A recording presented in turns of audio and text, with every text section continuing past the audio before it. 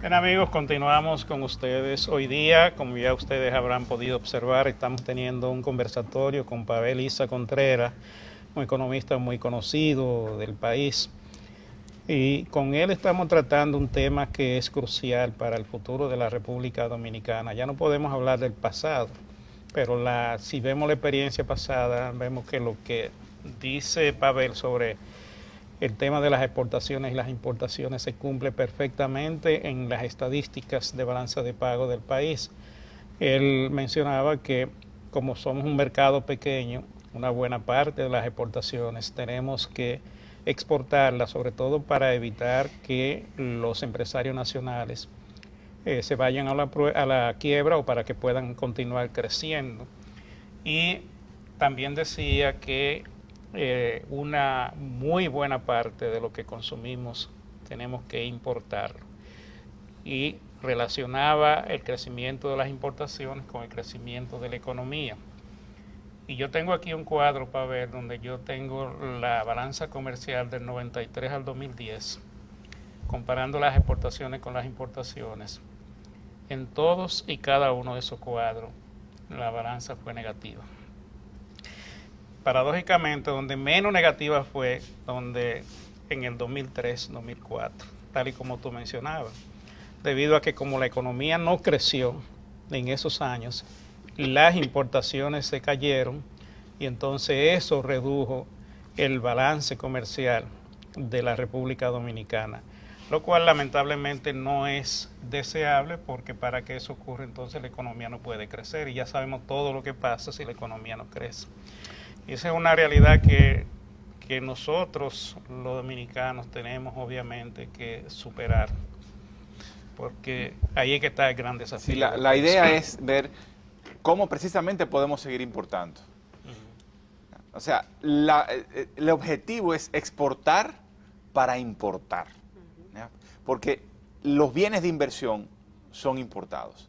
No significa que nosotros queremos eso per secula seculorum, significa que en lo que adquirimos algunas capacidades de producción doméstica de algunos elementos como bienes de inversión, aún sean todavía básicos, en un proceso gradual de complejización, vamos, pero necesitamos exportar para poder ir importando y aprendiendo, ¿no? Entonces, la cantidad de divisas que generemos es fundamental.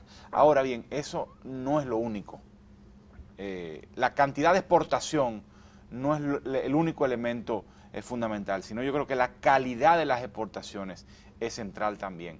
Porque por una parte, la cantidad de divisas que te genera la exportación depende de la calidad de tus exportaciones.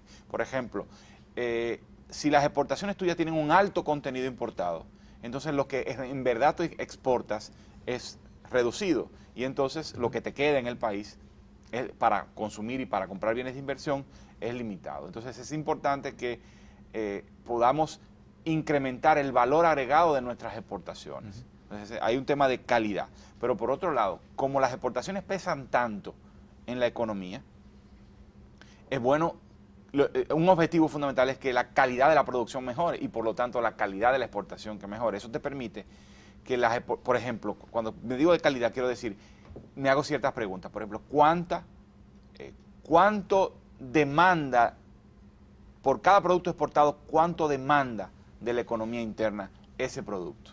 ¿Se trata de un producto que viene de fuera, se trabaja y se exporta, o se trata de un producto que además de eso, que lo puede tener y que eso es relevante y puede ser necesario, también incluye insumos domésticos, arrastra producción doméstica? Una de las críticas que ha recibido el modelo de zona franca, no por ello es necesariamente descartable, pero hay que entender las limitaciones de ciertas actividades, es que la zona franca importan todo. Maquinaria, equipo, además de maquinaria y equipo, que eso es común para toda la economía, todos los insumos. Entonces, ¿cómo podemos ir abriendo ese sector? Y esa es una pregunta que se viene haciendo desde el inicio de los 90. ¿Cómo podríamos ir abriendo ese sector para que compre cada vez más insumos domésticos? Es un poco difícil porque en el caso del sector de la actividad textil, aunque ya no tiene esa importancia, en el caso de la actividad textil podíamos exportar porque todo era importado, esa era la condición, ¿no? Bueno, entonces ese es un tema de calidad de exportación. ¿Cuánto demanda internamente y qué capacidad de arrastre tiene esas exportaciones? Pero ahí también, Pavel, y en esa dirección, también las ventajas comparativas y competitivas que tenemos como nación frente, o sea, dónde están nuestras potencialidades, dónde podemos ser más efectivamente eficientes para poder ganar ese valor agregado. Ahí obviamente tú no puedes pensar en que tú vas de repente a ser un productor de carros, vamos a suponer. O incluso por ejemplo, el producto más importante de exportación desde la zona franca es productos médicos. Probablemente pensar en elevar a un 10% el componente local de esos productos médicos sea difícil. Exacto. No, obviamente.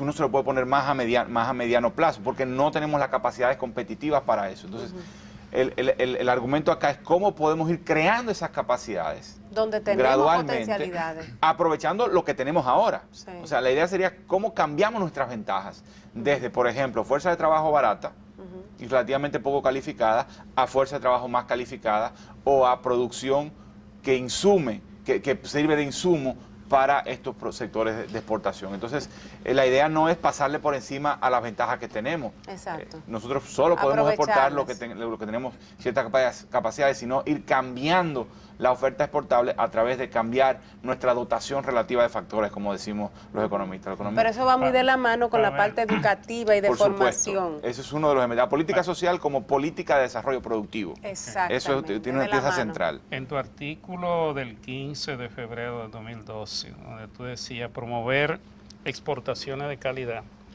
tú comenzabas diciendo: aumentar la producción y la productividad son metas intermedias ineludibles para avanzar en el objetivo mayor de lograr más bienestar, más oportunidades y pleno ejercicio de los derechos económicos y sociales de las personas. Y agregaba: para los países pequeños no solamente se trata de producir, sino también de exportar. Correcto. Yo creo que cuando tú hablas de aumentar la producción y la productividad, tú estás hablando de todo lo requerido, porque eso no viene solo. O sea, para tú poder ser productivo y competitivo en el mercado internacional, tú tienes que resolver todos los obstáculos que implican ese aumento de la producción y de la productividad. O irlo resolviendo. En el camino. Porque de lo contrario tú no puedes penetrar los mercados internacionales en forma exitosa. Y eso implica, por ejemplo, un peso muerto que tiene la economía dominicana es el tema eléctrico, obviamente.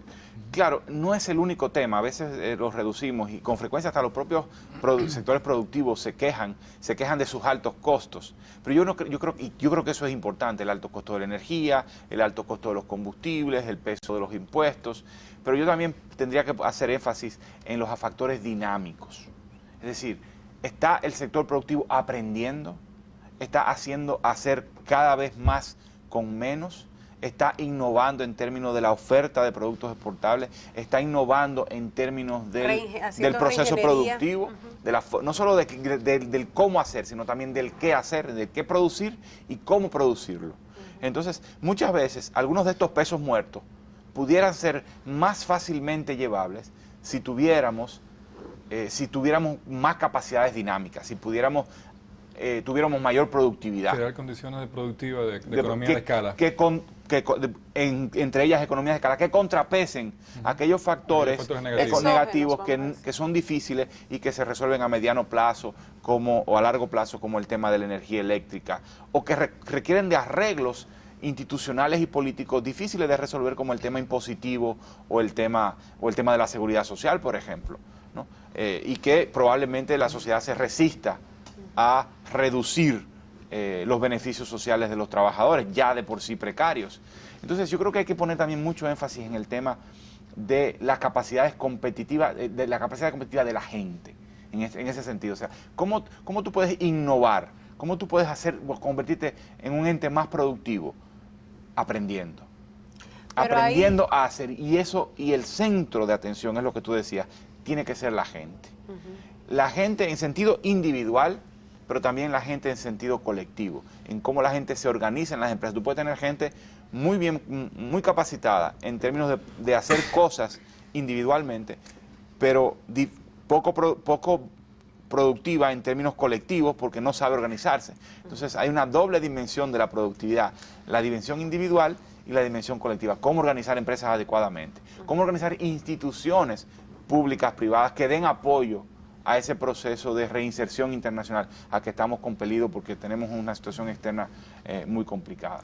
Entonces la política social es una columna vertebral esencial de la política de desarrollo productivo. Y eso yo también te quería preguntar, Pavel, porque en este tema debe necesariamente darse una articulación en lo que son las políticas públicas que faciliten y viabilicen esa orientación exportadora de la actividad económica, a la par un aprendizaje y una cultura y un poder hacer distinto de los mismos entes productivos.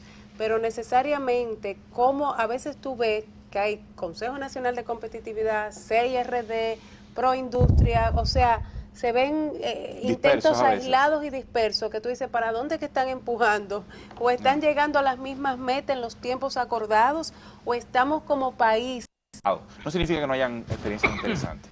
Yo creo que el esfuerzo, por ejemplo, del Consejo Nacional de Competitividad en materia de clústeres y de aglomeraciones ha sido importante. La parte de la promoción a través del CEI ha sido la parte de promoción. Pienso que el CIRD se ha concentrado mucho, en mi impresión, pero puedo estar equivocado, y siempre lo planteo, se ha concentrado mucho, por lo menos superficialmente es lo que veo, en promoción de inversiones, menos en exportaciones, pero eso yo no lo conozco en detalle. Profundidad. De todas maneras, yo pienso que, y eso ha sido el resultado en general, las dificultades que ha tenido el país para lograr reinsertarse exitosamente luego de la crisis de zona franca, ha tenido que ver con que las políticas de Estado no han puesto énfasis en la cuestión productiva.